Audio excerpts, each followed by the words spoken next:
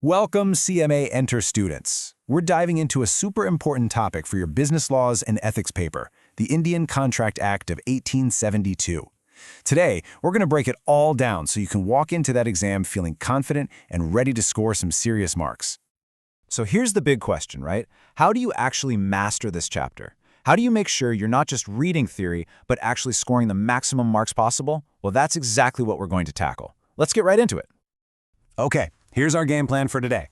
We'll kick things off with why this chapter is such a high-scoring area. Then we'll get into the absolute essentials of a valid contract. After that, we'll untangle the differences between void, voidable, and quasi contracts. We'll also cover who can and can't make a contract, look at how contracts end, and finally wrap it all up with a super quick revision summary. All right, Section 1. Why is this chapter so critical?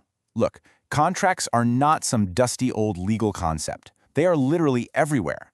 The coffee you bought this morning, that's a contract. The app you downloaded on your phone, a contract. You see, understanding these rules isn't just about passing an exam. It's about understanding how the world works. And for you, it's a goldmine for marks. So, let's get into the nitty-gritty. What actually turns a casual promise into a legally binding contract? What are those fundamental building blocks that you absolutely need to know? Let's dive in. The first thing you have to burn into your memory is this definition from Section 2H. It's so simple. An agreement enforceable by law is a contract. That's it. You have two parts, an agreement and the fact that the law will back it up. Put them together and boom, you've got a contract. Now, Section 10 gives us the ultimate checklist. Think of it this way. For an agreement to graduate and become a contract, it has to pass all these tests. You need an offer and acceptance, the consent must be freely given, the people involved must be competent, you get the idea. If even one of these is missing, it's a no-go. The agreement isn't a valid contract. Okay, moving on to a topic that examiners absolutely love, especially for case studies. This is where a lot of students get tripped up, but we're going to make it super clear. The difference between void, voidable, and these weird things called quasi-contracts. Check out this comparison. It lays it all out. A void agreement is dead on arrival. It was never a legal contract to begin with. But a voidable contract, that's different. It's a valid contract, but one of the parties has the power or the option to cancel it. Nailing this difference is your key to unlocking those tricky practical questions in the exam. So what in the world is a quasi-contract? Well, think of it as a not really a contract. There's no actual agreement. Instead, the law steps in and creates an obligation. Why? To prevent something called unjust enrichment.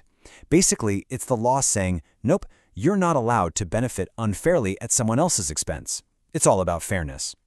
And here's a perfect example. A food delivery shows up at your neighbor's door by mistake. They know it's not theirs, but they eat it anyway. See, they didn't agree to buy it, but they benefited unfairly. So the law creates a quasi-contract that obligates them to pay for that meal. Simple as that. All right, pop quiz time. This is a classic exam-style question. Let's say you provide essentials, like food or medicine, to someone who legally can't make a contract, like a person of unsound mind. Can you get your money back? What do you think?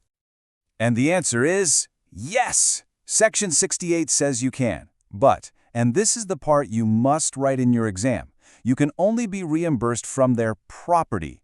You can't sue them personally. That key word, property, is what will get you the marks. That last question leads us perfectly into our next topic. We know that parties must be competent to contract.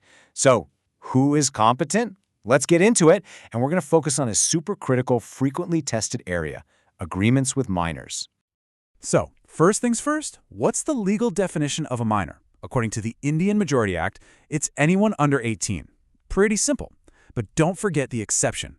If a court appoints a guardian for that minor, the age of majority actually becomes 21. That's a little detail that could show up in a question. Okay, everybody listen up. If there is one thing you take away from this section, let it be these two words. This is the golden rule. For any exam question about an agreement with a minor, you must write this phrase, void ab initio. It means the agreement is void right from the very beginning. Now, this golden rule has two massive consequences. First, something called no estoppel. It means even if a minor lies and says they're 18 to get a loan, they can still later say, just kidding, I'm a minor, and get out of it. Second, no restitution. Thanks to the famous Mohiri Bibi case, a minor generally doesn't have to give back any money or property they got from a void agreement. So let's put it all together in a classic case study. Imagine this is on your exam paper. A minor lies about his age, and you give him a loan of 50,000 rupees. Can you legally get that money back? To get full marks, your answer needs to follow this exact structure. Point 1, state that the agreement is void ab initio. Point 2, explain the rule of no estoppel. Point 3, you have to mention the Mohori Bibi case and the principle of no restitution. And finally, your conclusion, you cannot recover the money. Follow this framework and you're golden. Now, contracts don't just go on forever. They have a life cycle, and they eventually come to an end. So let's take a quick look at the different ways a contract can be legally finished, or as it's known, discharged. There are quite a few ways, but these are 4 of the big ones.